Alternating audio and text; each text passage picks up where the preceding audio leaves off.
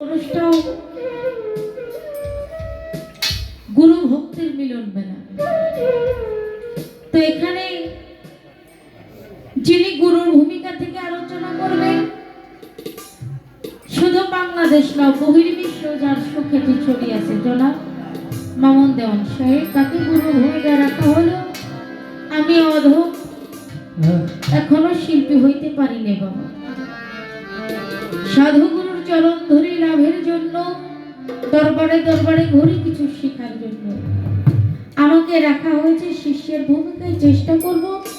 তবে আমার রফিক চান, আমি বসা থাকাকালীন পিছন থেকে একটা কথা বলতেছে, যিনি উপস্থাপনা আছেন ভাই হয়তো খেয়াল করে নাই, যারা বাহিরে গেছে দ্রুত সম্ভবত বাইরের কার্যক্রম সেরে আবার আমাদের মঞ্চটা যেন একটু ভরাট করে, কেননা মঞ্চটা খালি খালি থাকলে আসলে পরিবেশটা নষ্ট হইব, কেমন যেন একটা ভাব লাগে। তারপরে দোয়ালটার সামনে এসে এটাই বড় পাওয়া।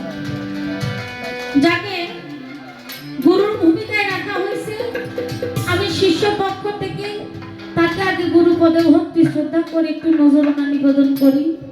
তারপরে আমার পালা ক্ষেত্রে দু চারটি কথা আমি প্রকাশ করব। আমি মনে করি আজকে মামুন দেওয়ানের সাথে আমার আলোচনা, আমার মসজিদ গাউসুল আজম বৈরাগুড়ি আমার রোশন চন্দ্রের সাথে আমার গুরুকে তার মধ্যে প্রতিষ্ঠিত করে তারপরে আমি আমার পালার কাজ শুরু করব। সবাই দোয়া রাখবেন যেন গুরুর চরণে যেতে পারে।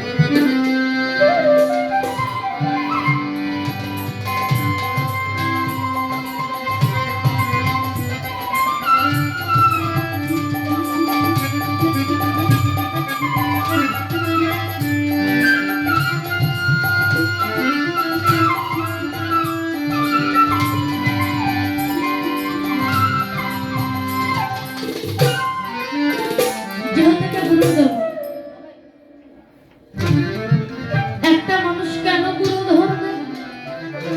গুরু ধরলে কি হবে আর না ধরলে কি হবে, এই সমস্ত কথা বলার জায়গা এটা না। এবং এই কথাগুলো বলার মতো শিল্পী বা ব্যক্তিও আমি কোনো স্টেজে এই কথা বলি না যে আমি কেন গুরু ধরবো, কারণ আমি গুরু ধরে স্বীকার করে তারপরে পালা গানের স্টেজে নামছি। গাইতে পারি বা না পারি, আগে মরিত হয়েছি তারপরে স্টেজে উঠছি। তাই একটা মানুষের জীবনে গুরু ধরার গুরুত্ব আছে এটা আমি জানি, কিন্তু আমি কর্ম করতে পারি না বাবা।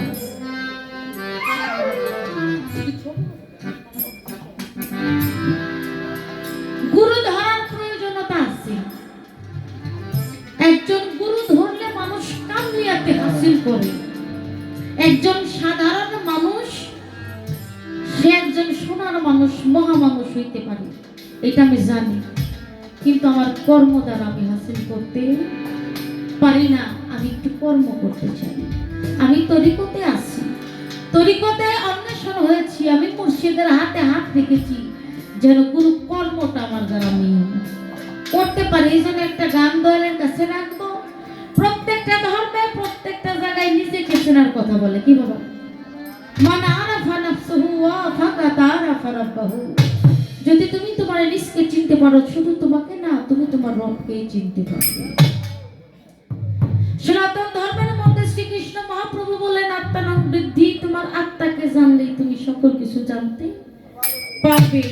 গ্রিক দার্শনিক সক্রেটিস বললেন, নো দাইসেলফ।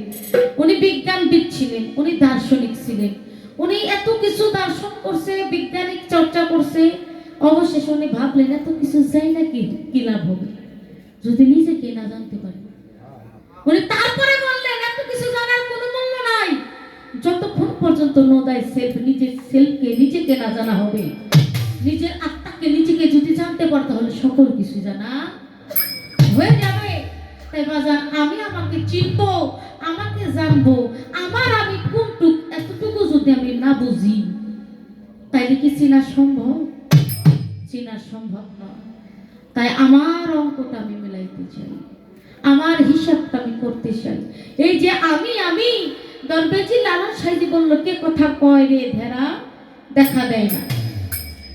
তাই যে আমার আমি, এই যে শব্দটা করে আমি, আমার ভিতরে আমিটা কি, তার মূল উৎপত্তি স্থল কোনটা, তার বীজ সূত্রটা কি। যেমন অঙ্ক করতে গেলে তার কিছু মিনিমাম সূত্রের প্রয়োজন, তাইলে তার দ্বারা একটা সহজ সমাধান বীজগণিত করা সম্ভব। a plus b whole square সূত্র a square plus 2ab plus b square. আমি যদি ওই সূত্রের উৎপত্তিটা না জানি, তাইলে আমার বীজের কথাটা আমি মীমাংসা করতে পারবো না।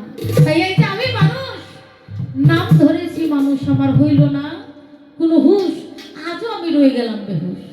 তা আবার আমি যে চিনবো, আবার আমি যে জানবো, যাকে চিনলে যাকে জানলে আর কোনো কিছু চেনা জানার বাকি থাকবে না। তাই দয়াল, আমার বিশুদ্ধ কোনটা, এই মানুষের মূল বিশুদ্ধ কোনটা, তাকে কিভাবে জানবো? একটা গান, আমার আর কোনো কথা নাই, আমার সব